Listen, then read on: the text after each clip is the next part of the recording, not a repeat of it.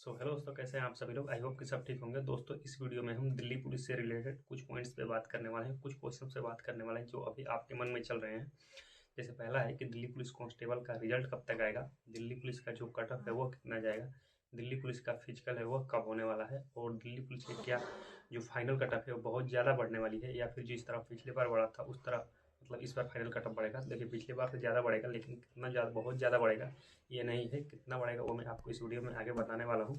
उसके बाद लगभग कितना बढ़ेगा मैं आपको इस वीडियो में आगे बताने वाला हूँ। और जो सबसे बड़ा सवाल आपके मन में अभी ये चल रहा है कि जो नॉर्मलाइजेशन होगा वो कैसे होने वाला है। अभी आप सीएचएसएल का नॉर्मलाइजेशन देखें, बहुत ज़्यादा किसी के मार्क्स 30-30, 35-35 नंबर किसी के मार्क्स हट गए, तो किसी के 15-20 मार्क्स या 10 मार्क्स तक नॉर्मलाइजेशन में मार्क्स बढ़ गए। तो क्या इस तरह दिल्ली पुलिस कांस्टेबल में भी होने वाला है। उसके अलावा मैं बात करूं तो मैं आपको एक नॉर्मलाइजेशन मतलब दिखाऊंगा कि लगभग आप यही देख रहे थे कि लगभग आपको इस में इस तरह का नॉर्मलाइजेशन मिलेगा, लेकिन क्या ये मतलब एग्जैक्ट हुआ कि लगभग इसी तरह का नॉर्मलाइजेशन आपको देखने को मिलेगा। अगर हो सकता है कि देखिए, जो सीएचएसएल में नॉर्मलाइजेशन हुआ है उसके अकॉर्डिंग मैं बात करूँ तो देखिए, किसी शिफ्ट में नॉर्मलाइजेशन अगर हार्ड शिफ्ट है उसमें भी नॉर्मलाइजेशन बहुत कम मिलेगा या फिर घट भी सकता है, और कोई ईजी शिफ्ट है तो उसमें भी नॉर्मलाइजेशन बहुत ज़्यादा मिल सकता है। मीन्स आप समझ सकते हैं किसी 70 वाले मार्क्स वाले का भी सिलेक्शन रुक सकता है, किसी 60-55 वाले का भी सिलेक्शन हो जाएगा। ये कैसे होगा मैं तो एक एक करके इन सभी चीज़ों को आगे इस वीडियो में मैं डिस्कस करने वाला हूँ। तो चलिए दोस्तों, वीडियो को शुरू करते हैं। अगर वीडियो सही लगा तो वीडियो को लाइक जरूर करिएगा, और मतलब अगर इसी तरह का इन्फॉर्मेटिव वीडियो के लिए आप मेरे चैनल को भी सब्सक्राइब कर लीजिएगा। तो दोस्तों, जो सबसे पहला मन में आपके सवाल चल रहा है कि दिल्ली पुलिस कांस्टेबल का रिजल्ट कब आएगा, तो दोस्तों अभी तक आप लोगों ने रिजल्ट से रिलेटेड, फिजिकल से रिलेटेड बहुत सारे नोटिस देखे होंगे, जो इसमें कुछ रियल थे कुछ फेक थे। तो अभी आप लोगों ने जो एक मतलब रियल ही लग रहा है वो नोटिस जो देखे होंगे कि दिल्ली पुलिस कांस्टेबल का जो मतलब रिजल्ट है वो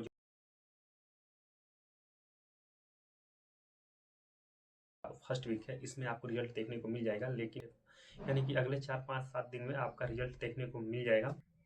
तो अगर ये अपना रिजल्ट अप्रैल में देते हैं तो अप्रैल के फर्स्ट वीक में देंगे, तो फिर आपको जो 15 अप्रैल के बाद फिजिकल कराएंगे तो फिर ये फिजिकल मई में चला जाएगा। तो मतलब आपका रिजल्ट 25, 26, 27, 24 इसी में आप इसी डेट में आपको फिजिकल का जो रिजल्ट है वो दिल्ली पुलिस कांस्टेबल का देखने को मिल जाएगा। तो दोस्तों, उसके बाद मैं फिजिकल की बात करूँगा, आपका फिजिकल कब स्टार्ट होगा। देखिए, आपका फिजिकल जो है 10 अप्रैल के पहले आपका फिजिकल स्टार्ट हो जाएगा, जहाँ तक मुझे लग रहा है।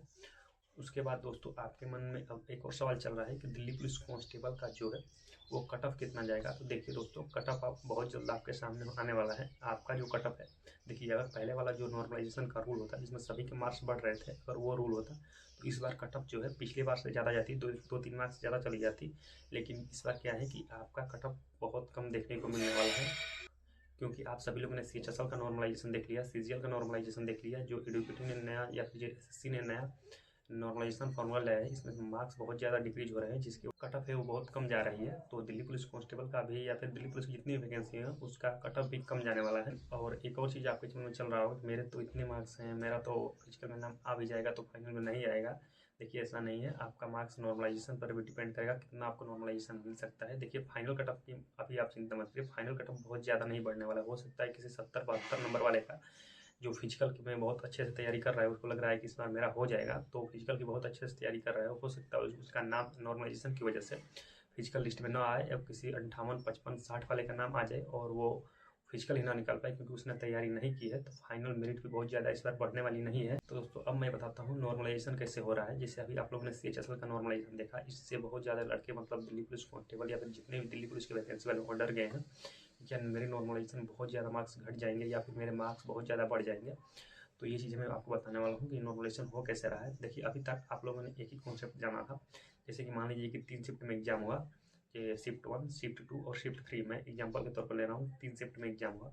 एक शिफ्ट में 50 एवरेज है पहली शिफ्ट में, दूसरी शिफ्ट में 55 एवरेज है और तीसरी शिफ्ट में 60 एवरेज है।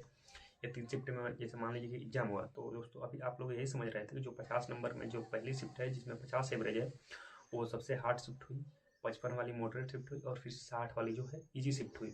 तो इस अकॉर्डिंग आप ये सोच रहे थे कि 55 वाली जो मॉडरेट शिफ्ट है इसको यहीं पर रोक देंगे, इसमें ना नंबर बढ़ेगा ना घटेगा। और जो 50 नंबर वाली जो इस शिफ्ट का एवरेज है, यानी पहली शिफ्ट में 50 एवरेज है तो इसके 5 नंबर बढ़ा दिए जाएंगे, और दूसरे वाली जो जो मतलब इजी शिफ्ट है उसमें से 5 नंबर घटा दिए जाएंगे। इस तरह का आपको नॉर्मलाइजेशन मतलब ये एक्सपेक्ट किए थे कि इस तरह का नॉर्मलाइजेशन होने वाला है। और इस तरह आप लोगों ने जो बहुत सारे नॉर्मलाइजेशन बताए गए हैं, मैंने भी इस चीज़ को एक बार बताया था कि इस तरह आपको नॉर्मलाइजेशन मिलेगा ईजी मॉडरेट और हार्ड शिफ्ट में। लेकिन ये चीज़ें बिल्कुल एग्जैक्ट सही नहीं होने वाली है। आप ये भी नहीं कह सकते कि हाँ किसी शिफ्ट में बताया गया है कि मेरे शिफ्ट में तो 5 नंबर लगभग बढ़ेंगे, लेकिन ये नहीं हो सकता मतलब ज़्यादा पॉसिबिलिटी है कि 5 नंबर 6 नंबर 4 नंबर तक बढ़ेंगे, लेकिन एग्जैक्ट नहीं है। हो सकता है कि आपके शिफ्ट में मार्क्स कम भी हो जाए। अब देखिए ये कैसे होगा। तो ये पहली चीज़ हो गई जो नॉर्मलाइजेशन में जो सभी लोगों को बताती है। अब दूसरी चीज़ क्या हो रहा है, अब दोस्तों जो इसमें दूसरा चीज़ हो रहा है नॉर्मलाइजेशन में, कि जैसे जो परसेंटाइल मेथड से लड़के लिए जा रहे हैं, यानी कि जैसे मान लीजिए कि एक शिफ्ट में 100 बच्चे, 2 शिफ्ट का एग्जाम हुआ, एक शिफ्ट में 100 लड़के बैठे, दूसरे शिफ्ट में 90 लड़के बैठे, उनको परसेंटाइल मेथड से लड़के लेने हैं। तो अगर 90 परसेंटाइल से देखेंगे तो 100 जो जिस शिफ्ट में 100 लड़के बैठे हैं उसमें से 10 लड़के लेने होंगे, और फिर 90 जिसमें शिफ्ट में लड़के बैठे हैं उसमें से 9 90 परसेंटाइल करेंगे तो फिर 9 लड़के को लेना होगा। तो इस तरह परसेंटाइल मेथड से दोनों शिफ्ट में लड़के लिए जाएंगे। लेकिन इसी की वजह से नॉर्मलाइजेशन में बहुत ज़्यादा डिफरेंस देखने को मिल रहा है। आप तो ये एक्सपेक्ट कर रहे हैं कि मेरे तो जो शिफ्ट है वो हार्ड शिफ्ट है, मेरे में तो 5 नंबर बढ़ेगा, मेरे में 8 नंबर बढ़ेगा, लेकिन यहीं से आपके जो मतलब आपके साथ खेला हो जा रहा है। आपको लग रहा है कि मेरे में 5 नंबर 7 नंबर बढ़ेगा, लेकिन हो सकता है कि आप में एक भी मार्क्स ना बढ़े, आपके उल्टा मार्क्स काट लिया जाए। ये कैसे हो रहा है जी देखिए, मान लीजिए कि जैसे कि एक शिफ्ट में से 9 लड़के लेने हैं, एक शिफ्ट में से 10 लड़के हैं, जिसमें 100 लड़के बैठे हैं उसमें से 10 लड़के लेने हैं, और जिसमें से 90 लड़के बैठे हैं उसमें से 9 लड़के लेने हैं। अब परसेंटाइल मेथड लगाएंगे तो इनको 10 लड़के लेने हैं। तो जैसे कि मान लीजिए कि एक शिफ्ट में स्टार्ट किए, दोनों शिफ्ट का जैसे मान लीजिए कि एक शिफ्ट का जो पहली शिफ्ट है उसमें 100 लड़के बैठे हैं, दूसरी शिफ्ट में जो बैठे हैं उसमें 90 लड़के बैठे हैं। पहली शिफ्ट में से 10 लड़के लेने हैं, दूसरे शिफ्ट में से 9 लड़के लेने हैं। मान लीजिए कि 2 शिफ्ट में एग्जाम हुआ, पहले शिफ्ट का जो एवरेज है 50 है, दूसरे शिफ्ट का एवरेज 60 है, और यहाँ पहले शिफ्ट में से 10 लड़के लिए जाने हैं, जिसमें से 100 लड़के बैठे थे उसमें से 10 लड़के लिए जाने हैं, और दूसरे शिफ्ट में 90 लड़के बैठे हैं जिसमें से 9 लड़के लिए जाने हैं। तो अब क्या हो रहा है कि जैसे मान लीजिए कि ऊपर से देखिए, जब लड़के काउंट होते हैं तो ऊपर से नंबर देखा जाता है, ऊपर से नीचे आते हैं, और जहाँ भी 10 लड़के पूरे होंगे वहाँ पर रोक दिया जाएगा। जैसे कि मान लीजिए कि ऊपर से नीचे आए और 75 नंबर आते आते एक शिफ्ट में जो जिसमें 100 लड़के बैठे थे 75 नंबर पे आए, ऊपर से नीचे मतलब नीचे करते करते, और 75 नंबर पर आपके 10 लड़के मिल गए, उस शिफ्ट का जो कट ऑफ है 75 नंबर पर रोक देंगे। और ये जो दूसरी शिफ्ट है जिसमें से 9 लड़के लेने हैं, इनका मान लीजिए ऊपर से करते करते आए और इनका 85 नंबर पे ही 9 लड़के मिल गए। तो यहाँ पर जो 75 नंबर पे मतलब 10 लड़के मिले, इस पर 85 नंबर पे 9 लड़के मिल गए परसेंटाइल के हिसाब से, और इतना ही लेना भी है। लेकिन ऐसा तो है नहीं कि ये लोग शिफ्ट वाइज कट ऑफ लगाएंगे। तो अब क्या कर रहे हैं कि जो मान लीजिए कि जो पहली शिफ्ट में 75 पर कट ऑफ लगा है, अब इसमें क्या करेंगे कि सभी लड़कों के जो मार्क्स है वो 5 नंबर बढ़ा देंगे। एवरेज जैसे करते हैं उसी तरह मान लीजिए कि यहाँ पर सभी लड़कों के 5 नंबर बढ़ा देंगे, तो जिसमें 75 नंबर पर जिस किसी लड़के के 75 नंबर 5 नंबर जब बढ़ाएंगे तो ये 80 पे चला जाएगा, और जो दूसरे शिफ्ट में जिसमें 85 नंबर पर लड़के सेलेक्ट हुए उनके नंबर्स को घटाएगा और उनको 80 पे कर देगा। तो दोनों शिफ्ट यहाँ से इक्वल हो जाएंगे। तो आप लोगों ने तो एवरेज के हिसाब से देखा कि मेरी शिफ्ट में मेरे पहली शिफ्ट का 50 एवरेज है, दूसरी शिफ्ट का 60 एवरेज है, तो 5 नंबर बढ़ेगा, एक में 5 नंबर घटेगा। आपको 5 नंबर का ही डिफरेंट देखने को मिल रहा है, लेकिन ये 10 नंबर का कैसा होगा ये मैं आपको बता रहा हूँ। देखिए, अब जो 75 वाला जो शिफ्ट है जिसमें 75 नंबर पे लड़के 10 मिले हैं, तो उसमें 5 नंबर बढ़ा के उसको 80 कर दिया जाएगा, मतलब एक कट ऑफ लगाने के लिए, और ऊपर वाले जो 80 है उसको घटा के जो है 85 है उसको घटा के 80 पे कर देंगे। दोस्तों अभी आप सोच रहे होंगे कि ये चीज़ें हो कैसे जाएंगी। देखिए, अभी आप लोगों को मतलब ये लग रहा है कि मेरी शिफ्ट तो एवरेज है, तो इसमें 75 पे कैसे मिले, इसको 85 पे कैसे मिल गई। देखिए, ऐसा मतलब इसलिए हो सकता है क्योंकि किसी शिफ्ट में पढ़ने वाले लड़कों की संख्या ज़्यादा हो सकती है और किसी में कम हो सकती है। लेकिन टॉपर्स की मैं बात कर रहा हूँ, हो सकता है कि किसी में आपको 90 प्लस करने वाले किसी शिफ्ट में बहुत ज़्यादा लड़के मिल जाए, और किसी में 90 प्लस से मतलब करने वालों की संख्या कम होगी। तो ये भी चीज़ हो सकती है, किसी शिफ्ट में पढ़ने वालों की जैसे टॉपर्स की संख्या ज़्यादा होगी, किसी शिफ्ट में कम होगी। आप लोगों ने RWA का जो कट ऑफ बताया गया था, अंकित भाटी सर ने बताया, तो उसमें भी आप एक शिफ्ट को देखे होंगे जो 23 तारीख या 22 तारीख की शिफ्ट थी, उसको उन्होंने हाईलाइट किया था कि उस शिफ्ट में जो लड़के थे मॉक में उनका स्कोर बहुत ज़्यादा आता था और एक ही शिफ्ट में लगभग बैठ गए थे। तो अगर इस तरह हुआ किसी शिफ्ट में, तो इस तरह हो सकता है कि किसी शिफ्ट में 75 नंबर वाले और पर भी 10 लड़के मिले और किसी में 85 नंबर पे भी आपको 9 लड़के मिल जाएंगे। तो इस तरह क्या होगा कि जैसे मान लीजिए कि पहली शिफ्ट तो हार्ड थी, तो उसमें आपको 5 नंबर तो एवरेज मिलने ही वाला था एवरेज के माध्यम से, और दूसरी शिफ्ट जो ईजी थी उसमें से 5 नंबर घटने वाला था। लेकिन दूसरा जगह यहाँ भी ये हो गया, यहाँ से 75 से 5 नंबर आपको बढ़ा दिया गया, तो फिर यहाँ पर आप 5 नंबर बढ़े और दूसरी शिफ्ट फिर 5 नंबर उसका कम हुआ। तो इस तरह आपको मतलब जो हार्ड शिफ्ट थी उसमें 10 नंबर बढ़ गया और जो ईजी शिफ्ट थी उसमें 10 मार्क्स घट गए। तो यही चीज़ें आपको देखने को मिल रही है। आपको तो लग रहा है कि शिफ्ट का जो एवरेज है, मतलब जो हार्ड शिफ्ट और इजी शिफ्ट में तो आपको देखने को मिल रहा है कि 15 मार्क्स का डिफरेंट है, तो एक में 7 नंबर बढ़ेगा, एक में 8 नंबर घटेगा। लेकिन ऐसा नहीं हो रहा है, ये आपको 15 मार्क्स भी बढ़ सकते हैं और 15 मार्क्स भी घट सकते हैं, और इसी तरह आपको देखने को मिल भी रहा है। अब इसी तरह आपकी इजी शिफ्ट में भी मार्क्स बढ़ सकते हैं और हार्ड शिफ्ट में भी मार्क्स जैसे घट सकते हैं। अब ये कैसे होगा ये समझिए। जैसे कि मान लीजिए कि पहली शिफ्ट का एवरेज 50 है, दूसरी शिफ्ट का एवरेज मतलब 60 है।